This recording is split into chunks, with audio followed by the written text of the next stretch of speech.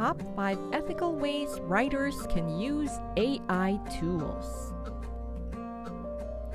AI is everywhere, but AI is not just ChatGPT. It's an umbrella term for a lot of different tools. AI, or artificial intelligence, refers to computer systems or machines designed to simulate human intelligence, enabling them to perform tasks such as learning, problem solving, and decision making. These systems use algorithms, data processing, and advanced techniques like machine learning and natural language processing to adapt and improve over time. Guess what, guys? AI is everywhere. Like in social media, they use AI. Grammarly. Some of you even have your grammar checker in Google Docs, in Microsoft Word, in Offices, and things like that. Well, those use AI. Even Siri uses AI. Even Alexa uses AI. So can we use AI as writers? I'm coming at this as a writer. Hi everybody, I am Maita. I am a writer, an artist, and a teacher. I have 29 books and counting on Amazon, 4 in draft to digital, a few on my website, a few in fanfiction.net. Somewhere in the internet there's more out there because I keep donating some of my stories and I have not kept track of them, so I'm everywhere.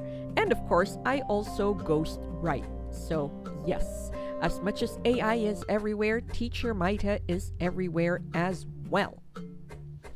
So here are the top 5 ways to use AI. First, we'll use it as brainstorming story ideas. I'm just giving you some examples. If you have more tools out there, feel free to use them.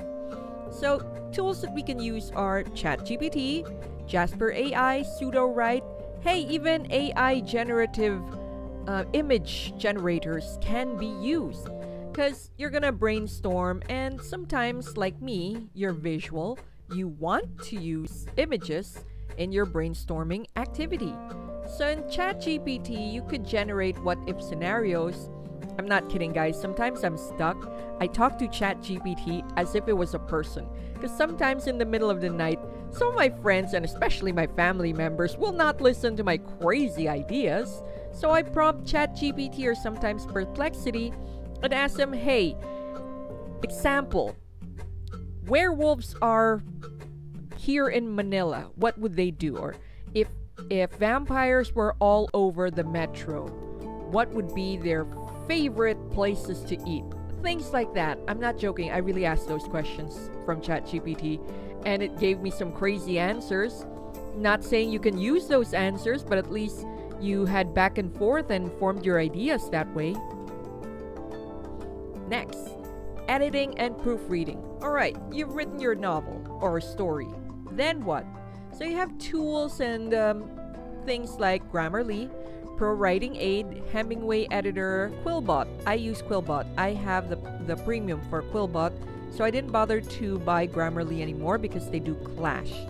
So after completing your draft, some drafts you can put it like per paragraph in ChatGPT and ask it to edit it. It can do that one, but that's a long cut.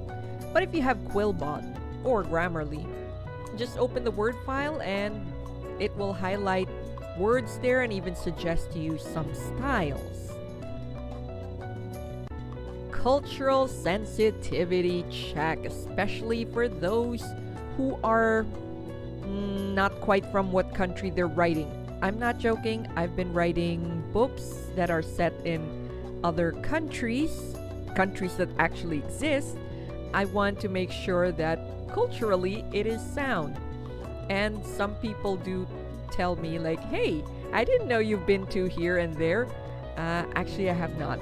But yes, I have used a lot of these tools over here. Perspective, API, writer.com. I use ChatGPT.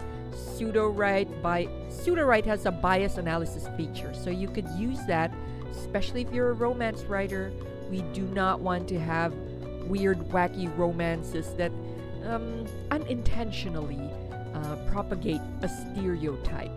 And that's one thing that AI does have, and especially ChatGPT and the AI image generators. So guys, you have to be very vigilant about this. So Pseudowrite has the bias analysis feature. World building assistance. Sometimes we need a proper world and we need to build it from the start in order for us to have a very cohesive story. So you could use Word Anvil, Notebook AI, Campfire Pro, even ChatGPT, Perplexity, and this is my favorite, Research Rabbit. Although Research Rabbit is really about research papers, you can consult it for some of the things like for crime, medical drama. I have written a crime novel, or sorry, not novel, short story with Heist Club, and I really needed to feel like realistic. It's very fictional, but it needed research. So you're going to have to really do some research into your world building, because if you have a very unrelatable, not too realistic story, I mean, we do write fiction, so how believable can it get?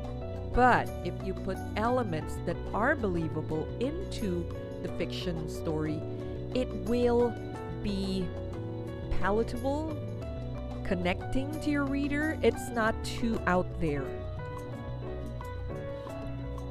This is the final one. The fifth is accessibility for writers with disability. We have writers with disability, and you can use a lot of things to help them out.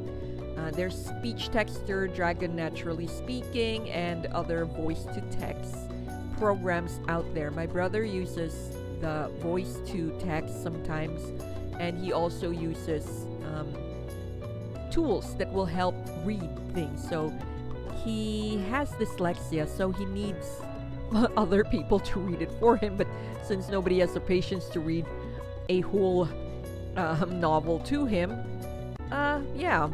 or a whole research paper to him, he uses text-to-speech programs to help him out. So you could use that as well, especially if you are a writer with limited mobility.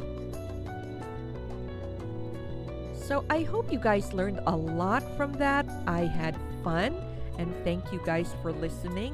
I will have more in this series. We'll be using AI to promote, especially for those who do not want to shell out a lot of money in promoting their book. We will tackle that soon.